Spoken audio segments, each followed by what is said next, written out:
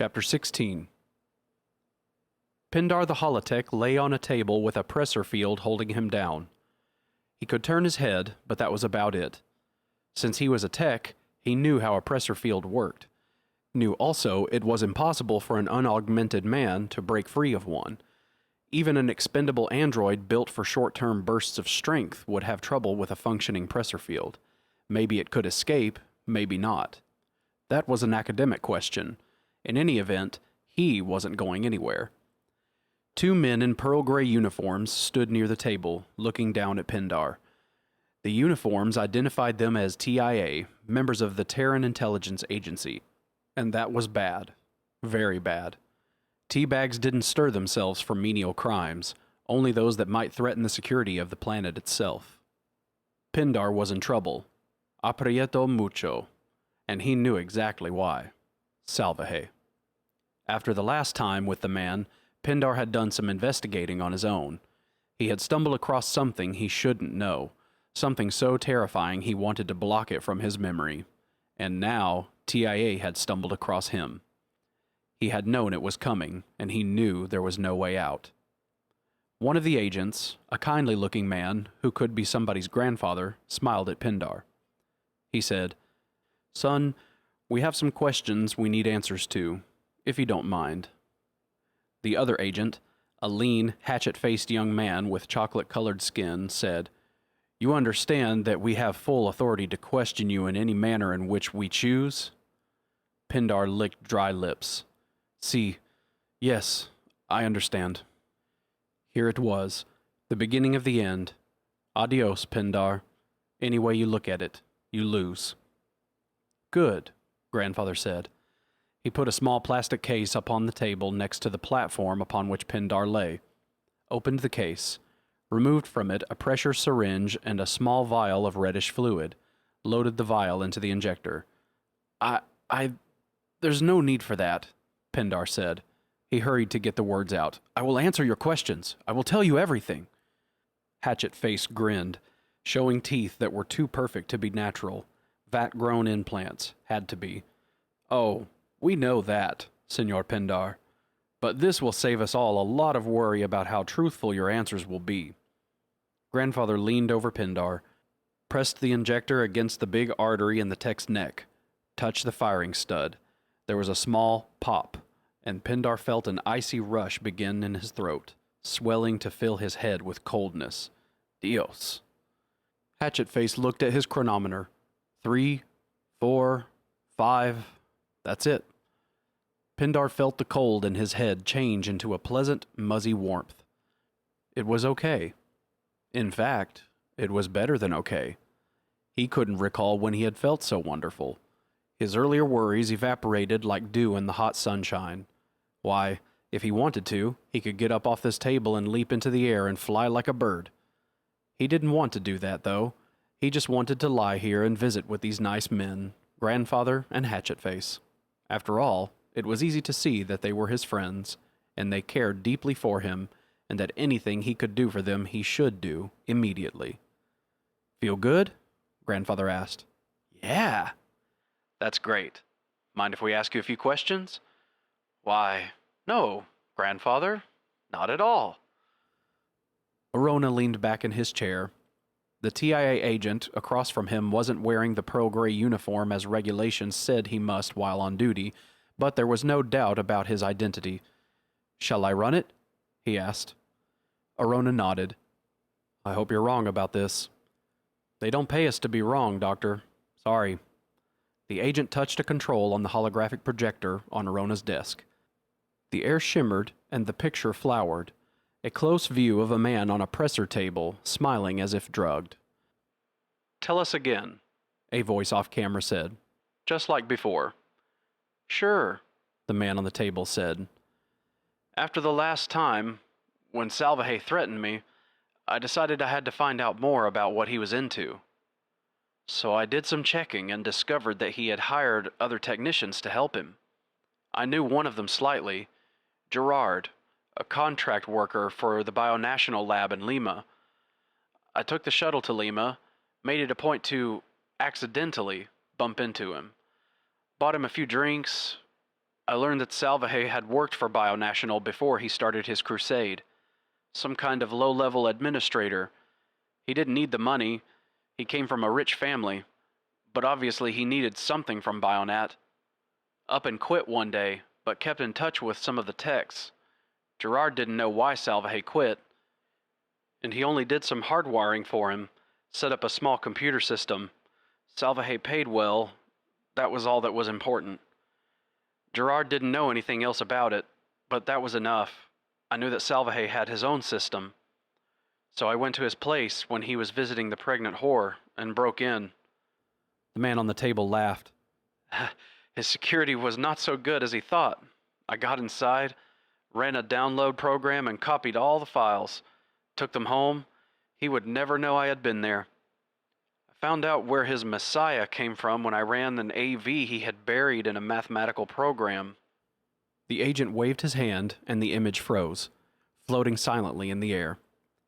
You'll want to see this while Pindar talks, he said. We found it in his computer. The agent touched some controls. The man on the table vanished and was replaced by a somewhat grainy picture of Bionational's logo. The logo was overstamped by a flaming red sign that said, Authorized Personnel, Required Clearance, TS-1, Bionational Internal, AV 42255-1, Composite. Pindar's voice continued. It was a bad induction copy of a Bionational top-secret AV for internal view only. Salvahay must have stolen it or had somebody steal it for him. Whoever had done it screwed it up. They lost part of the visual and all of the audio track, so there's no sound. The image blurred, then resolved into a view of a clean room. A man lay on a table, bucking against a field. A spot on his solar plexus tore open, and what appeared to be an eel's head the size of a man's fist emerged, flashing bloody needle-sharp teeth. 3 men in clean suits stood over the thing. The eel-like creature shot out of the man on the table like a dart and latched onto one of the clean-suited men. It ripped a hole in his suit. The first part of the recording showed the birth of one of the things, showed it attacking another man. The camera's view switched to another pickup, zoomed in on the eel as it disappeared into the clean suit. The pickup pulled back to show the terrified face of the man in the suit. He was screaming, but there was no sound. The image blurred, lost a couple of seconds, then reformed. Orona stared, fascinated. The suited man ran. The camera lost him. 2 men fell as they tried to follow the fleeing one. The image changed again. Armed guards stood in a corridor.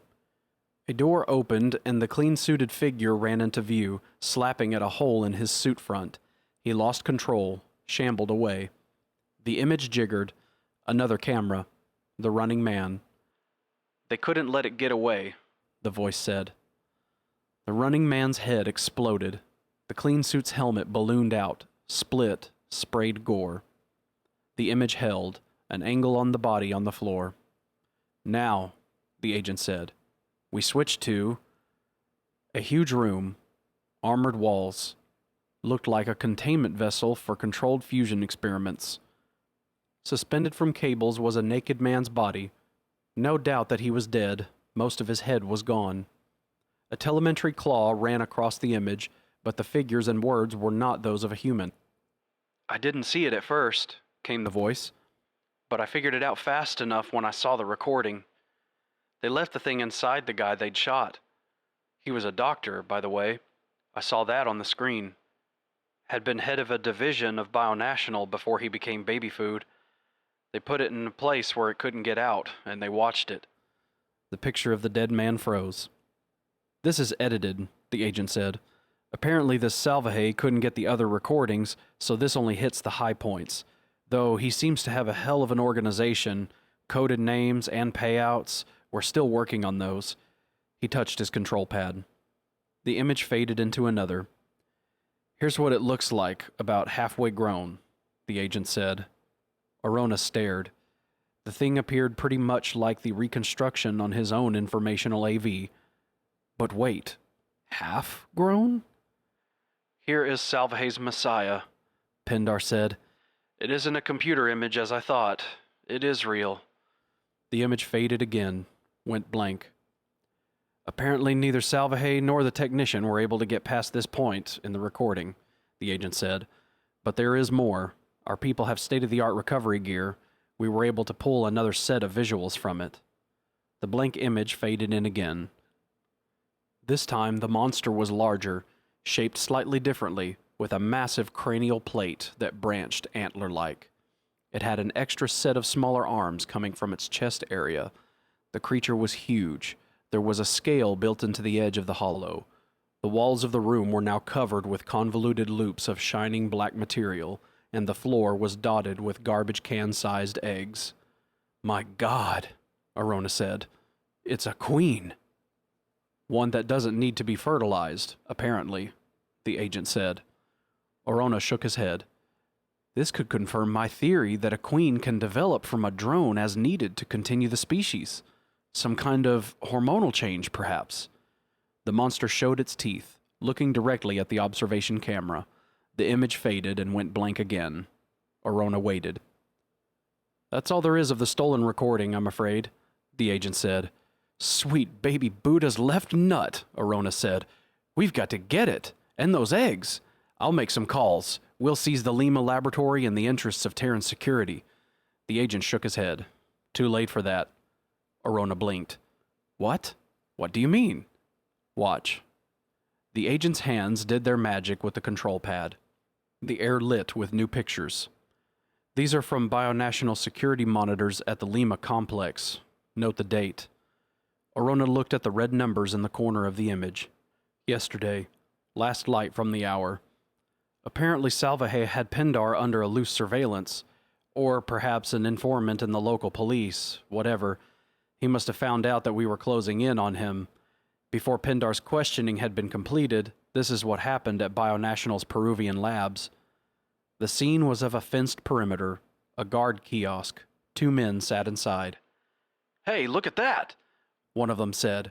Both guards jumped up. The road camera caught the approaching vehicle, an old-style windjammer 30-ton cargo truck approaching the gate, at speed. "Stop, you asshole!" one of the guards yelled. The truck slammed into the gate. The gate was Durasteel mesh and solid wrist-thick bars that had not been designed to withstand the impact of a multi-ton cargo truck moving at 50 kilometers per hour. The metal bent, bolts tore loose, wire stretched. But even so, it held. The truck slewed to a halt against it. From the ruined cab of the vehicle, a single battered woman crawled out, managed to stand. She wore a robe. The security computer locked a wide-angle camera onto her. Her face was bloody. Her hands were empty, but she had something strapped to her chest, a blocky, circular device about the diameter of a dinner plate. One of the guards hit the panic button and the alarm klaxon started hooting. The other guard pulled his sidearm and ordered the woman to halt. She kept coming. As the guard raised his weapon to fire, the woman exploded. The image washed white. "Buddha," Arona said. "We ID'd the bomb as a 5-ton building demolition charge," the agent said. "It took out the kiosk, the truck, and 26 meters of fence." A patrol robot provided the next segment of recording. The POV shot as the robot approached the destroyed entrance to the compound was a little shaky. Despite the minicam gyros in the bot, because of the rubble it was traversing, the agent said. Arona watched, fascinated. The bot broadcast its security warning as a stolen passenger bus stuffed full of people roared past it. Since a security alert had been called, the bot's guns were armed and it was authorized to fire upon intruders. It sprayed the bus with twin 10mm machine guns. Its cameras picked up the holes as its rounds pierced the heavy plastic sides of the bus. People were dying inside, that was apparent, and the bot continued firing, aiming for the operator. A warning light began flashing on the bot's proximity detector, and the bot reacted to the new target, shifting on its axis, just in time to be smashed by a speeding air car. The driver, who died in the subsequent explosion as he and the car and the bot were engulfed in a yellow flash, died smiling. "This next piece we got from a spy sat we had footprinting the area," the agent said. The view was from overhead and had that too slick look that an augmentation computer added to a pixelated image. 3 buses approached the large building centered in the frame. Security robots fired on the vehicles, and return fire came from the buses at the defensive bots. The first bus reached the complex's entrance. 10 or 12 robed figures scrambled out and ran for the door. From the angle, Arona couldn't tell if they were men or women, but it didn't matter, because they were cut down by gunfire from within the building. Another dozen figures boiled forth from the bus. Yet more from the next bus that arrived, and a fourth wave from the final bus. Nearly all of them were slaughtered too. Nearly all of them. One of the figures tottered to the door. The SpySat's filters cut down the white blast as the figure blew apart. Smoke and debris sprayed from the building. "Got the door and the guards there," the agent said. He spoke as if he were talking about what he had for lunch. More figures emerged from the buses. The images wavered. "SpySat moved out of range there," the agent said. "We didn't have anything else we could shift over for another few minutes. This piece is from the building's security comp.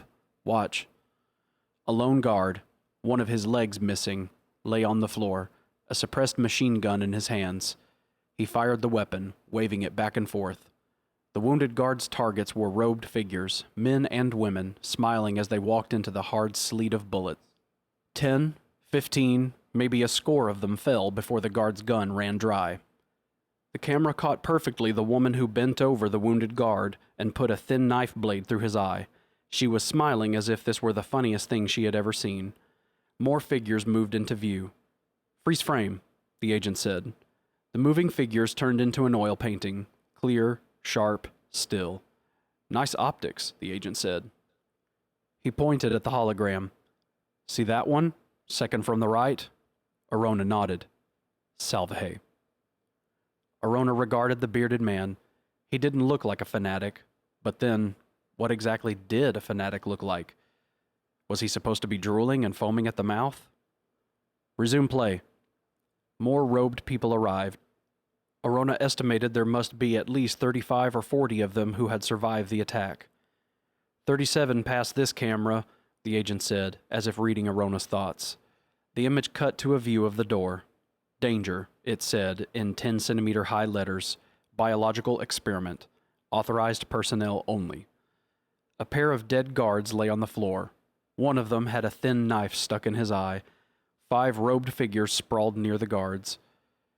32 of them left, the agent said. Another angle. Inside the chamber. Arona recognized the ropey exit on the walls. A translucent mist fogged the ground, partially covering rows of eggs. Some of the attackers stripped off their robes, showing themselves naked underneath. They each had a tattoo of a drone alien on their bodies, extending from neck to pubis. "God damn," Arona said. "We found the tattooist. He was one of them. Been making house calls for months, apparently. It gets better," the agent said. "Check this part." The queen alien lumbered into view. She stared at the people, twisted her head to one side, then the other, as if puzzled. Salvaje faced her. He said something, but only a few words were audible. "Be one with you, Messiah!" "Sorry about the sound," the agent said. "We're lucky we got this much.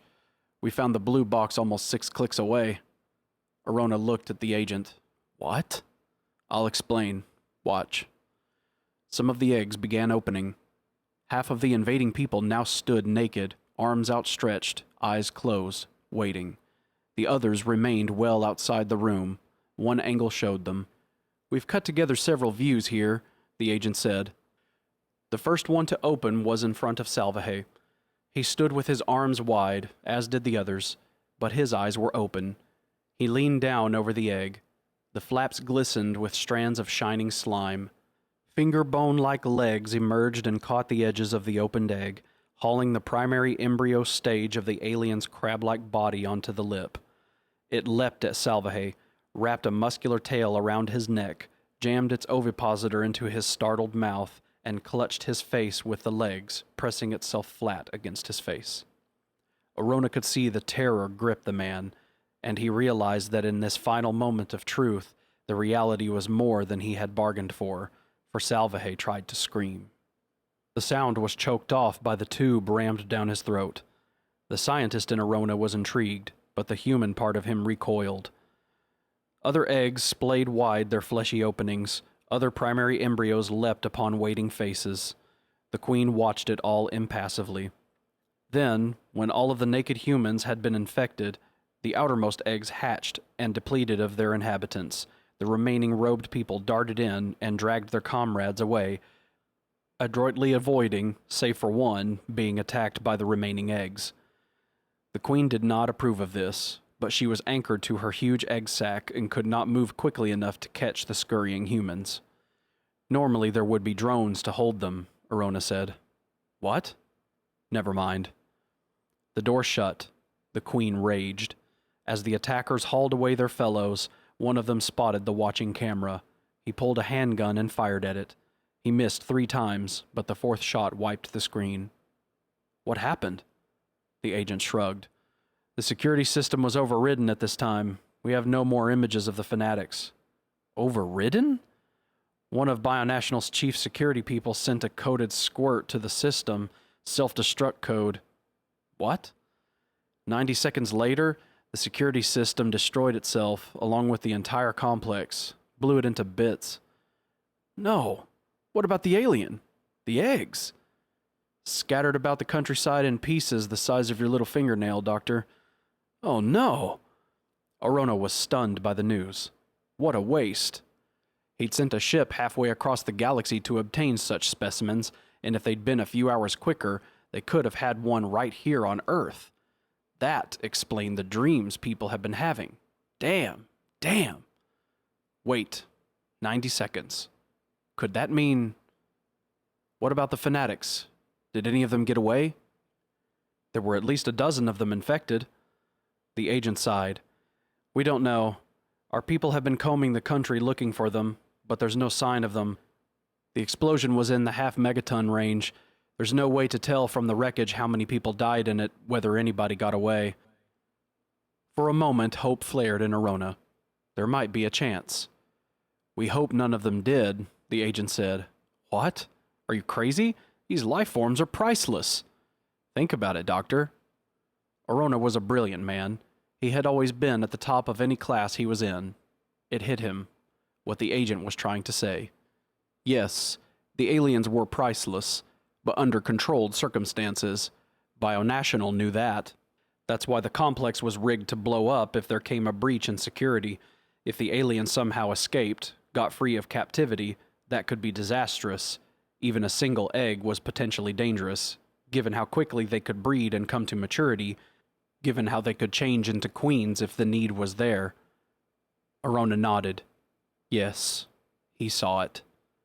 A dozen queen aliens hiding out, laying eggs. That could be a problem.